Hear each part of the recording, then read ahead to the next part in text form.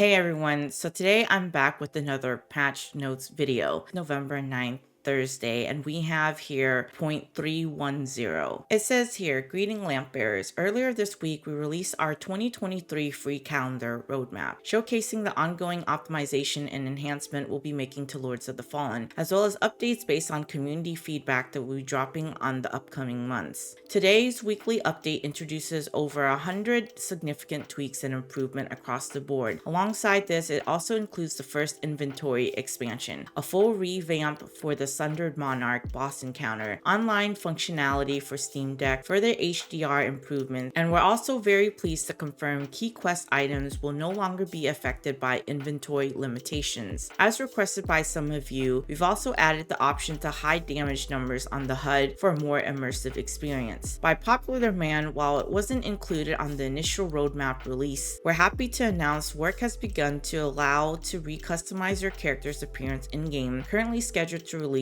this side of the new year. This feature will come with its own mini quest to unlock it. Alright, so guys, definitely buckle in because this is going to be a long one. I hope that you stick around and watch or listen to the whole entire video because it helps support me. Feel free to also drop a like, it keeps me motivated to keep working on these videos for you guys. Also, if you haven't checked out the 2023 free content roadmap at all, I also have a video on my channel as well that you can check out. I'll be at the end of this video or in the description box below. Now for inventory, it says previously unique items couldn't be picked up when the inventory was full. Now key and quest items and unique items will be picked up even if the inventory is full, exceeding the inventory limit as necessary. This applies to key, spells, quest items, animal type, gestures, etc. This change should also resolve any potential issues with quest lines where a required item couldn't be picked up due to an inventory full message. Additionally, starting from patch 0.310, if the inventory is full, the item will drop to the ground so they can be picked up later. Oh my god, thank goodness. I'm glad for anybody that's been dealing with the inventory full issue at all, like I've addressed in my previous video, the content roadmap one. I'm glad that they fixed this. And then it says, please note that the stash expansion is still in progress and will be available later this year. And then for HDR, it says, has been further tweaked to provide an even wider range of colors. Then for Steam Deck,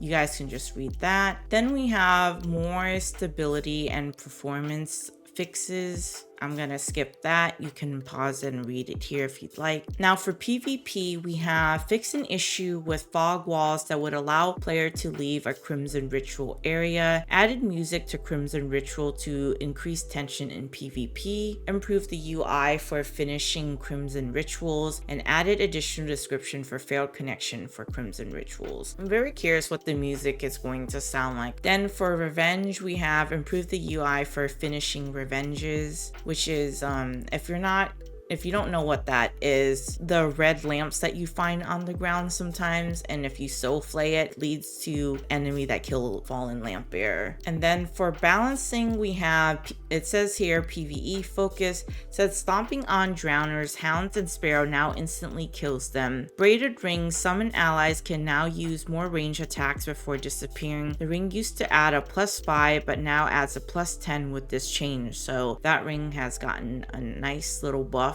Pendant of Atrophy, Humble sorceries can now be cast with insufficient mana, but at the cost of wither damage. Equipping this amulet now also reduces your wither health regain rate when you do damage. Wither health costs increase. Umbral Eyes of Loesch, while charging a heavy attack, all damage is received as wither damage, and your posture cannot be broken. Equipping this eyeball now also reduces your wither health regain rate when you deal damage. And then Umbral Eye of Lydia the Numb Witch uses ranged weapons without ammunition, but at the cost of withered health. Equipping this amulet now also reduces your wither health regain rate when you deal damage. And then hurt reactions sometimes triggered in the wrong direction. This is now fixed. So it seems like I'm glad that they are continuing focusing on the PvE aspect of the game. Okay. Now for bosses, we have the trio in the dark spots wait more diligently for players to be at the exact arena space before triggering the whole combat. The Sundered Monarch boss encounter has received a full revamp, and as a result is more challenging. Achieved without tweaking his HP or damage output, pure behavioral upgrade. It's tougher. Oh, that's interesting. I'm very curious to see what this looks like my new Game Plus playthrough around. Improve the hitbox of the following bosses to better support throwable weapons: Dervla, Sundered Monarch, Light Reaper, Cleric, Hush Saint, Reinhold, and Spurn Progeny. Okay.